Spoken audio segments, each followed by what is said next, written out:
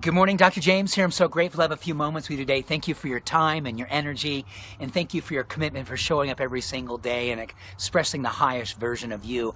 I think you're going to love this video for many reasons. It's not going to be the most inspiring video, but I think the thoughtfulness and the information are going to be truly game-changing for you. I know when I read this study this morning, it made me think, oh my goodness, I can't wait to share this with you, because it actually gives me hope. It's sobering, the research itself, but what I'm seeing is the hope that it actually offers me personally, and I hope I can convey that to you. And it's all around the health of our brains and our minds and relationship to Alzheimer's disease. And this is research that was done at Harvard and actually in conjunction with Beth Israel Hospital in Boston, Massachusetts. And these people have been studying Alzheimer's disease for literally decades. And over the last few years, they've been really interested in seeing how this correlation with type 2 diabetes and Alzheimer's disease, and how they're seeing how it is that metabolic syndrome and blood sugar disorders, and how diabetes type 2 as a lifestyle disease, and not getting enough exercise and eating too much sugar and mainlining too many refined carbohydrates and not moving enough and stress and all the things that you will that bring together and allow us to attract type 2 diabetes into our life. They're seeing a direct relationship to that experience and those lifestyle traits to Alzheimer's disease. In fact, they're calling it type 3 diabetes.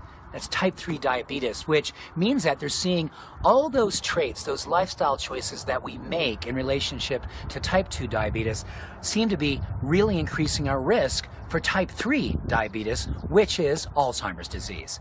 So that's sobering, because we see more and more that obesity rates are skyrocketing, Alzheimer's disease rates are continuing to rise. But here's the intervention strategy, and here's where you and I come in. What can we do to actually help us to augment the opportunity and the chances that we have, my camera is sliding, to overcome this risk? And what can we do to really move us in the direction of empowerment and inspiration every single day to give our brains and our bodies and our minds the opportunity to thrive as long as we're here? Well, we can do the simple things that we know that really help us to prevent type 2 diabetes. We need to move every single day. And I love walking, I love running, I love HIIT training, but particularly to really help our brains work better and to help us to really improve insulin sensitivity, which has a direct relationship to type 2 and now type 3 diabetes, we have to do interval-based training. We got to shift speeds. We got to really work in speed and intensity. And at the same time, we have to move our blood sugar in the direction of move it into the muscles, get it out of the blood and move it into the muscles. And how do we do that? With resistance training. So I recommend doing some sort of work with weights and body weight training, whether it be push-ups or squats or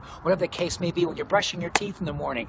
Literally do modified squats for 2 minutes while you're brushing your teeth, while you're waiting for your tea or your coffee in the morning. Go against the countertop and knock out some push-ups, whatever it takes. And when you're feeling stressed, get up and move around, because you're going to lower cortisol. When you lower cortisol, you lower inflammation. So this brain-body relationship from type 2 diabetes to type 3 diabetes, Alzheimer's disease, is absolute and direct. And we know the lifestyle component is absolute and direct. And that's where you and your courage and your conviction and the opportunity that you have right here and right now to make a commitment to yourself, to fall in love with the idea of self-care, see it as a form of social activism that really rocks the world around you, and you absolutely have a sound mind and a sound body for as long as you're here. Spirit willing, you're here for a long time, because we need you to do the greatest work of your life, which is, yes, to fall in love with your self-care, and yes, use it as an instrument for service to absolutely inspire everyone around you to rock their lives as well. These are lifestyle diseases, and we can have a lifestyle healing by you and I creating a community of courage and commitment and conviction that absolutely steps up, steps forward, and says, this is how I'm going to move forward from here. I'm going to be fully alive and on fire with purpose and passion, and it begins now. Okay, so with that, much love and many blessings. Have a fabulous day today. Sweat your prayers, eat good food, cultivate a life of nourishment and self-love, and make it something that you create a life that you love. See you soon. Much love. Bye-bye.